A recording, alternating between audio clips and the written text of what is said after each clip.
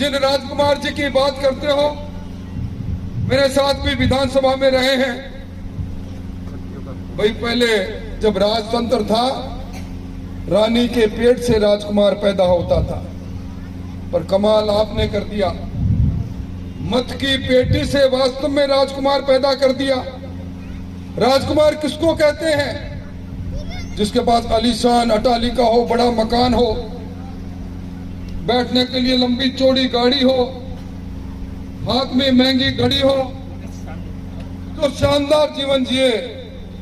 अभी आपके राजकुमार जी, आज के आधुनिक राजकुमार, अब अपने आप को आदिवासियों का मसीहा कहते हैं। कभी पूछ लेना, आपके सामने पहला चुनाव लड़ने आए थे तब इनके पास क्या था, राज क्या है, कौन सा कल कारखाना चलता है? ये बुनियादी सवाल है।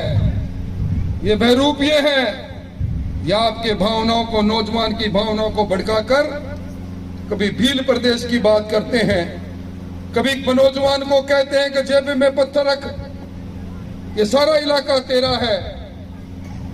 ये कांकरी कांड की घटना अभी आपके सामने है, कितने नौजवानों की जिंदगी बर्बाद हुई।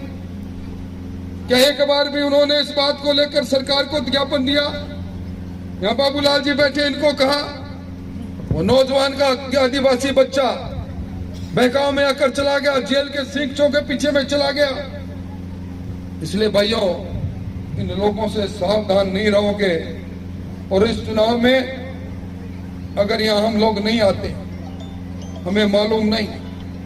बाबूलाल जी, जिस पिछली सभा में मैं गया, 2.25 किलोमीटर पर गुजरात की सीमा, वहां कल कल बहता हुआ पानी, खेत में पानी लगे, और यहाँ हमें कह रहे थे हमारे पीने का पानी नहीं। कभी सोचा आपने, वही जमीन वहां है, वही नम्रता वहां है, वही पानी वहां है, रब प्यासे क्यों?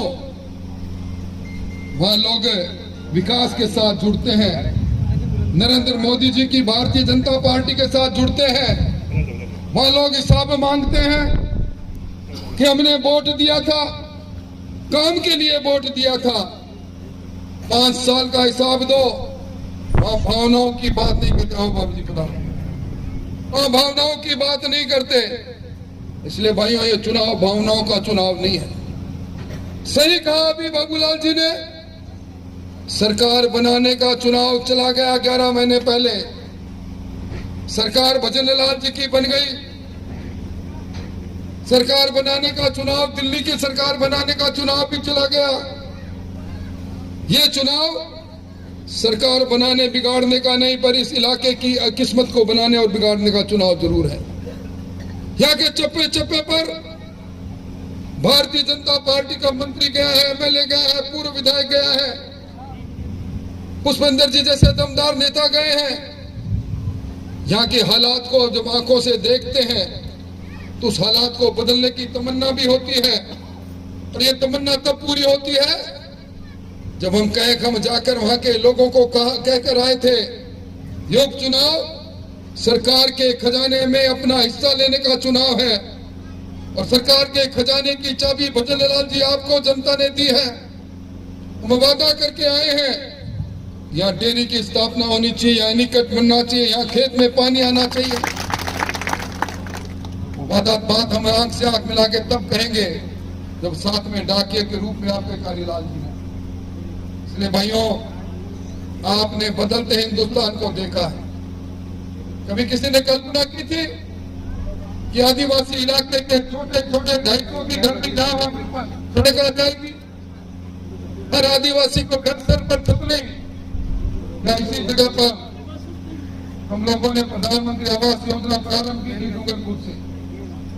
एक साथ 19 लाख मकान मंजूर हुए थे। कांग्रेस के समय में मकान की मंजूरी बंद हो गई। अब दिल्ली में ऐलान किया है प्रधानमंत्री जी ने, बड़ा होगा 3 करोड़ मकान बनेंगे।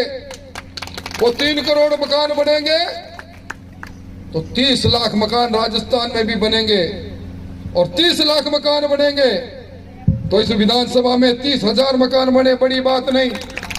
यहाँ एक आदिवासी जिसके सर पर छत नहीं, सर पर छत आए, और साथ में दीनदयाल उपाध्याय विद्युतीकरण योजना से बिजली लगे। मीठा पानी आपको मिले। आज आपके खाते में बिना मांगे 8,000 रुपए आ रहे हैं, सम्मान के नाम पर आ रहे हैं। लखपति दीदी बने, 1 लाख महिला राजस्थान में एक साल में ऐसी होंगी जिनकी कमाई 1 लाख की होगी। वो लखपति दीदी मेरी इन बहन बेटियों में क्यों नहीं बने?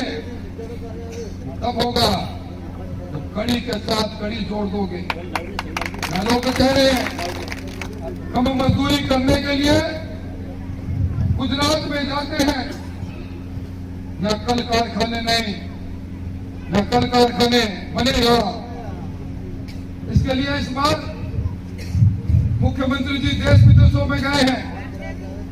15 लाख करोड़ रुपए के कल कारखाने स्थापित होंगे राजस्थान में, तो हमारे इलाके में क्यों नहीं? वे विकास की राह खोलने का चुनाव है भाइयों। ये चुनाव यहाँ की तस्वीर और तकदीर नौजवान की बनाने का चुनाव है। एक तरफ वो पार्टी, कल तक कांग्रेस बड़ी प्यारी लग रही थी, कल तक कांग्रेस से नोटों का धन लेकर कांग्रेस की सरकार बचाने की बात कर रहे थे। आज उसी कांग्रेस के सामने खड़े हो। ये मिली जुली कुश्ती है, मिली जुली कुश्ती कांग्रेस की, इसकी आदिवासी पार्टी की।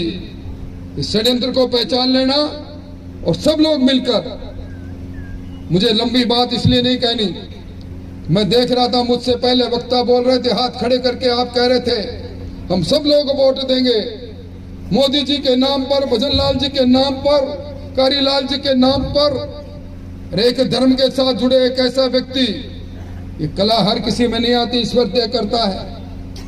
जो एक आज जहर उतारे किसी का, ये यूं ही नहीं आती, तब तपस्या करनी पड़ती है। एक तपस्वी व्यक्ति अगर आपने बीच में उम्मीदवार लेकर आ गया, हमें तो एक वोट देना है, कितने वर्षों से दे रहे हो। और भाइयों, घर में माता बहनें बैठी है, ये रोटी बनाती है, रोटी एक तरफ बनाकर अगर आंच देते रहो, रोटी जल जाती है, पलटनी भी से पड़ती है। और कितनी बार बना दिया राजकुमार जी को, MP बना दिया, MLA बना दिया, बदले में मुकदमे देने के अलावा। आज हमारी धार्मिक आस्थाओं पर सवाल ये खड़े करते धर्माचार्य हो गए। अरे धर्माचार्य होने तो पहले घर बार छोड़ो, कानों में कुंडल पहनो, हाथ में वो लेकर जाओ, तो कुंडल लेकर निकलो यहाँ से। ये चमचमाती गाड़ी में आकर धर्म की बात करते हैं। इन छद्म रूपी लोगों से सावधान रहो। और मुझे उम्मीद है 4 घंटे कोई नहीं बैठता इस युग में। आप 4 घंटे से विराजे हो, आप 4 घंटे से आपने मनोयोग से हमारे लोगों की बात सुनी है। और मैं आज आपको जिम्मेवारी से कह रहा हूं, लंबे समय से सार्वजनिक जीवन हुआ हूं, मुझको चेहरे पढ़ना भी आता है। आपके चेहरे पढ़कर कह सकता हूं, 84 विधानसभा ने करवट ले ली है। बस 13 तारीख को मतदान के दिन जाने की जरूरत है। कमल का फूल खिलेगा, विकास का मार्ग खुलेगा और आपके सपनों का ये 84 एक बार आपको लगेगा कि विकास के साथ जाने से क्या होगा। यहाँ लोगों को रोजगार मिलेंगे, आपके यहाँ जो आधारभूत संरचनाएं की कमी हो पूरी होगी। इस संकल्प को पूरा करने के लिए बस अब आपको मोदी जी के दूत बनकर आने वाले 4-5 दिन में अलख जगाने की आवश्यकता है। गुमराह हुए नौजवानों को राह पकड़ाने की आवश्यकता है। कल का नौजवानों का सम्मेलन एक संकेत दे रहा है। अब नौजवान भी समझने लग गया कि आज यहाँ सरपंच से लेकर प्रमुख तक हर पद पर भील समाज का लोग बैठे हैं। फिर कौन सा भील प्रदेश बनाना चाहते हैं? क्या होगा? क्या राजतंत्र तो आएगा नहीं, लोकतंत्र रहेगा। आज भी हर पद पर जब आपका अपना बैठा है तो फिर अलगाववाद की बात क्यों? ये कश्मीर के लोगों ने इस राह को पकड़ा था। कितने वर्ष लगे, कितनी जानें चली गई, कश्मीर के लोगों को राह पकड़ाई थी कि अब हिंदुस्तान से अलग हो जाओ, हो पाए? इसलिए ये तत्व ये समाज के नहीं, ये राष्ट्र विरोधी तत्व हैं। इनसे सावधान रहो, वोट दो दिलाओ, यही निवेदन करना है। बहुत बहुत धन्यवाद। माननीय राठौड़ साहब, मंच को